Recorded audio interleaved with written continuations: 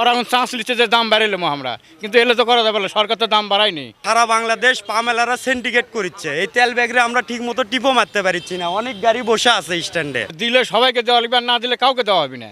কুষ্টিয়া থেকে এই পর্যন্ত আসলাম 20 লিটার তেল পাইছি আমি। যাও তেল নাই, মানে কাঁচামাল আমাকে পাড়ে ছেলে লাগাইছে। তেলের লেগে পাম্প বন্ধ, তেল দেয় 5টা 10টা সিরিয়াল ছাড়া 2 ঘন্টা। আমার একান্ত এই ভুবনের সঙ্গী হয়ে থাকে শুধু স্টেলা। 200 বেশি দিচ্ছে না তো, ওই জন্য 200-র জন্য 200 যেটা দেয় ওটাই নিলাম। ঠিক আছে, বেশি তো প্রয়োজন থাকতেই পারে, কিন্তু দিচ্ছে না তো।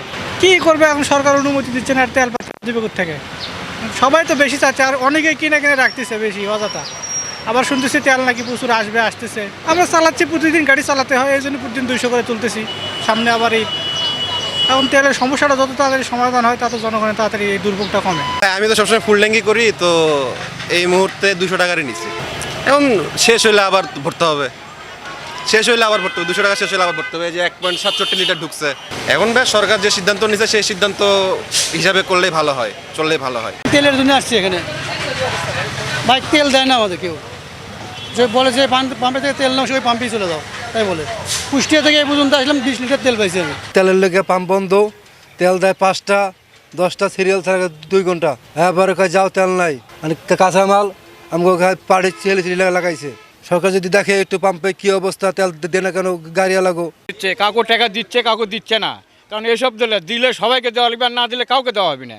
একজনকে দিবি 10 লিটার, আর একজনকে দিবি ট্যাঙ্কি ফুল, এলে তো অবৈধভাবে ব্যবসা হচ্ছে। ওরা এখন চান্স নিচ্ছে যে দাম বাড়াইলাম আমরা, কিন্তু এলে তো করা যাবে না, সরকার তো দাম বাড়ায়নি। এখন সরকারের কাছে যদি আমরা সব কিছু তুলে ধরি, তাহলে তো হবে না, নিজেরাকেও কিছু বিশ্লেষণ করা লাগবে। কারণ পামালার যেটা করবি সেটা তো সব কিছু শোনা যাবে না। আমরা আমরা তেল কিনি, আর ওনারা বিক্রি করে। আমাকে ওরা টাকা দেয়, আমাকে তো আর মাংনা দিচ্ছে না।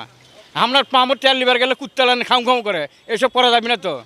ওদেরকে ব্যবসা, আমরা হলে ওনাদের কাস্টমার। আমাদের পরিবহন সংকটে, মানে তেলের যে সংকট দেখা দিচ্ছে, এই যে পামেলারা এখানে আমাদের বড় উত্তরবঙ্গের ডিলার, এই যে এমআরের ডিলার মেয়েরা পাম্প, এখানে আমরা গাড়ি নিয়ে গেলে তেল দিচ্ছে না, করছে যে তেল দেওয়া যাবে না, তেল অল্প আছে, 10 লিটার করে নেন।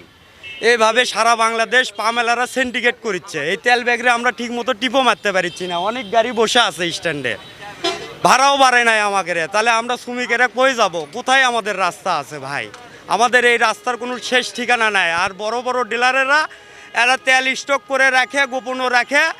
এরা মনে করেন আমাদের সাধারণ শ্রমিকের ওপর অনেক নির্যাতন করতেছে ভাই। আমাদের যে কাস্টমারগুলো, এদেরকে মানে চাহিদা মতো আমরা তেলটা সরবরাহ করতে পারতেছি না, কারণ আমাদের যে পরিমাণে তেলটা লাগে এই পরিমাণে তেলটা আমরা পাচ্ছি না।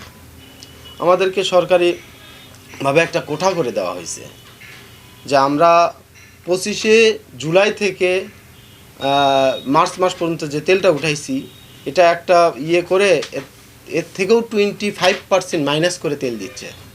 তাহলে আমরা যদি বিক্রি করে থাকি 10,000, তাহলে আমরা পাবো 7,500 লিটার 25% মাইনাসে। তাহলে 10,000-এর জায়গা 7.5, তাই 7.5 দিয়ে এই পাম্পে চালানো সম্ভব হচ্ছে না মেয়েরা সার্ভিস স্টেশন। এছাড়াও বাইরের অনেক গাড়ি আসতেছে, এটা একটা সিজন টাইম, ঈদের সিজন, আপনার হলো পাওয়ার টিলার চলতেছে, আবাদি জমির সিজন, এই সিজন টাইমে আরও বেশি লাগে। প্রত্যেকটা দিন আমরা অফিসিয়ালিভাবে অফিস বাদ দিয়ে ফিল্ডে যা কথা বলে হাত পা ধরে তেল দিচ্ছি, যা গ্রাহকেরাও যথাযথভাবে মানে ভাড়া যে নিবে, নেওয়ার পরে যে টার্নিংটা করবে, যাতায়াত করবে, এটা তারা পারতেছে না।